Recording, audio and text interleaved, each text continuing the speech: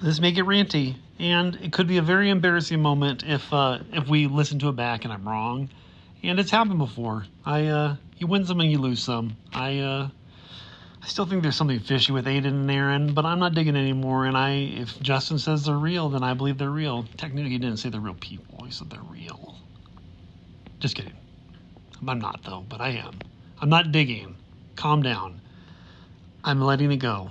But other things I think have kind of turned out to be accurate, and there's other things that I haven't necessarily disclosed that I know are there, and I know that I've debunked things that he's said that I do think mean something, and I do think that I possess a lot of what those meanings are. So I feel defensive on this topic because if you cannot open your mind to this concept, then you're not reading his book, which is what does he say? He says that he did not have final editing control over Golden Greed. Didn't have final control. Didn't have ultimate control. Didn't have the final hand in it. Obviously not. He's not the executive producer. Even the executive producer probably has to show it to a studio head, and so it's probably someone within the creative department that actually has the final say of yes, this is approved, we're going, yada yada yada.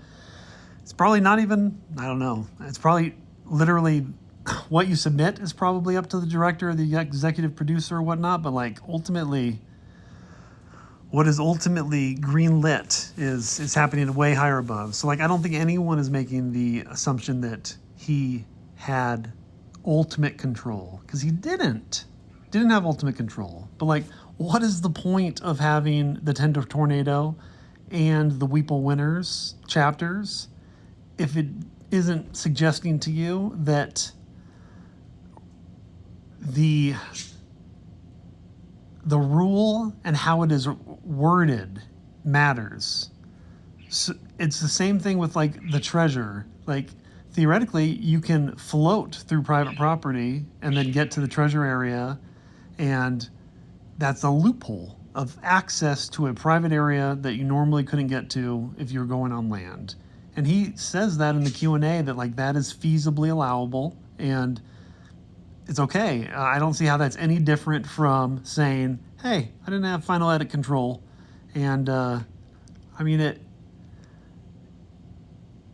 it's a perspective changer. So early on, there's this perspective that everything is as we think it is. But I think as you read the book, you're supposed to determine that no, it's not. You need to dig, you need to, not rabbit hole, but you need to disprove things, and then you need to know why you're disproving them. And for me, that's made a massive, massive difference, is the ability to try to weed through. It is still incredibly hard. I've tried to put myself in his perspective and tried to analyze things or try to figure out I don't know. It's hard because I'm not a super outdoorsy person, obviously, if you saw my last video. But the obsession part I can relate to, and I'm willing to do it. I was excited when you didn't have to hike very far, because that's obviously more desirable than his daily walks with Tucker. No, that is, oof. I have a dog, now I feel like a bad dog owner because I don't walk 6 miles a day at all.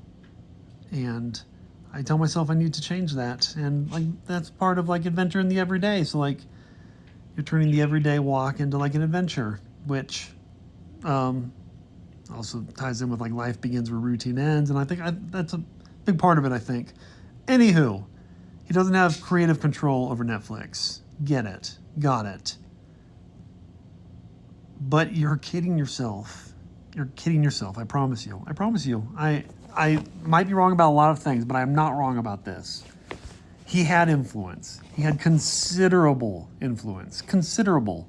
I don't know that for sure, but I'm going to bank on it. If I had to wager a guess, I would imagine that is more true than more not true. Because think about it. The Ben Wallace article came up not because of Forrest Fenn initially. It ended, and then he got introduced to it. But I think Justin was pretty central to that article. I think that article was told through the lens. I think the Forrest Fenn hunt was told through the lens of Justin in that article. I think the Golden Greed is then a show that's based on that article. And so, yes, the Forrest Fenn is an inspirational element of it, but from the get-go, so is Justin's hunt, in my opinion. And maybe it doesn't go forward, it doesn't get greenlit, and he's not going to not do the hunt. He's still going to proceed with it, even if it doesn't go forward. But I imagine that that would be the optimal route, is be able to launch it on Netflix, have obviously a mainstream audience, and then be able to do the book with it. And I think a lot of what he said is true. Like, I don't think he's a liar. I just think that he will, he'll find the loophole. He'll find how he can word something where he's still, where when the ultimate truth comes out, it's not going to be a lie. Because I agree, he did not have complete control. He likely didn't have executive producer control. Like, ultimately, he likely gave them no context, but things that he wanted them to be sure to include. So, example would be clock hands. Like, hey, I'm going to get up and I'm going to move the clock hands several times during this. Please make sure you capture this activity. He did that. Maybe not those exact words, but like those activities, those explanations, I guarantee you that he had that ability to influence. Double ear infection, I can't breathe. He had that level of influence. If you don't believe that to be true, then this is going to be hard, like, to solve this, I feel like, because you have to think outside the box a little bit. And I probably think too much is a lie. And I probably assume that too much is like guilty before innocence. But that said, he tells those stories for a reason. He words things in very specific ways, like the element solve. Like, how he words things, and realizing because of the Jibal, Jess in the West, Discord, that's where it came from. But that's a collection of like everything he had ever said. And so seeing repeatedly that he said two elements in play, and that one of them is easy and the other one might require technical knowledge. I mean, maybe it's the same thing. Like, just finding on Netflix that if you go to like the very first episode and you pause the first time you see Forrest Fenn and anything that could be a container, there's a bronze bell, or I don't know if it's bronze. It's probably a bronze bell, but there's a Fenn's bell in front of him, and if you pause it, it's going to be exactly at the 50-minute mark, like the chapter, and there's going to be exactly 6 minutes and 2 seconds left, which backwards is 20:60. 20 being the lines of the poem, 60 being the weight of the treasure, and like that's coincidence. It is not a coincidence. It's not. It's impossible. Like that's too much all at once to be a coincidence. And so, like,